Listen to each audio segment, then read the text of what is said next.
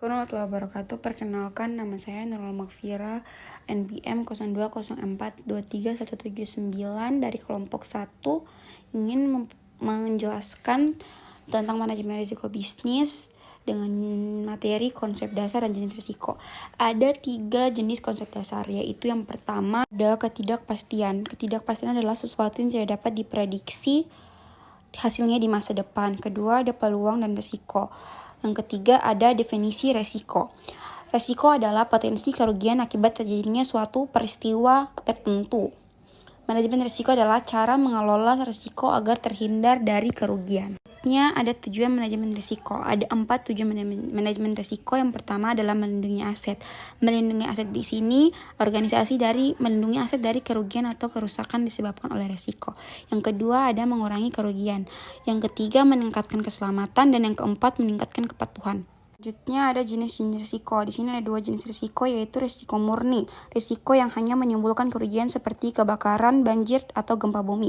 Yang kedua, risiko spekulatif, risiko yang dapat menimbulkan keuntungan, kerugian, atau titik impas seperti investasi atau penjualan. Kemudian ada proses manajemen risiko. Ada 4 prosesnya, yaitu yang pertama penilaian, yaitu menilai risiko yang mungkin terjadi. Yang kedua mengidentifikasi risiko secara rinci. Yang ketiga ada analisis, menganalisis dampak dan probabilitas risiko. Dan yang terakhir ada evaluasi, mengevaluasi dan menentukan prioritas risiko. Contoh risiko murni. Contoh risiko murni itu ada 3 contoh. Yang pertama ada kebakaran.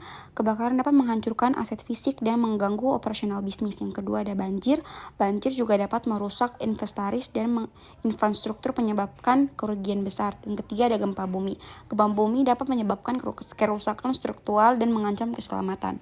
Selanjutnya ada contoh risiko spekulatif, yaitu ada 3. Yang pertama investasi, penjualan, dan ekspansi.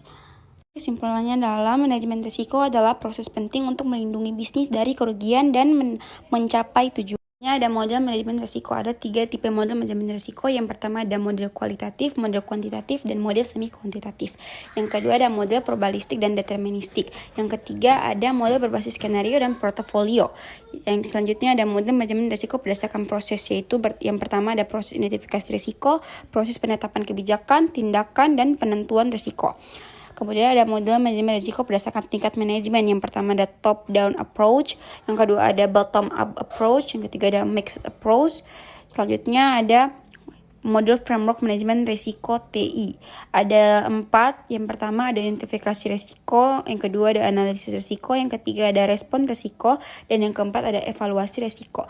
Jadi kesimpulannya adalah manajemen risiko bisnis adalah proses sistematis untuk mengidentifikasi, menganalisis, dan mengelola risiko yang dapat mempengaruhi pencapaian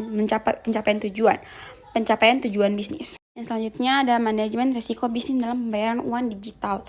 Yang pertama ada uang digital dan peningkatan transaksi bisnis. Ada 3. Yang pertama peran uang digital, yang kedua keamanan dan kemudahan, yang ketiga ada peluang bisnis.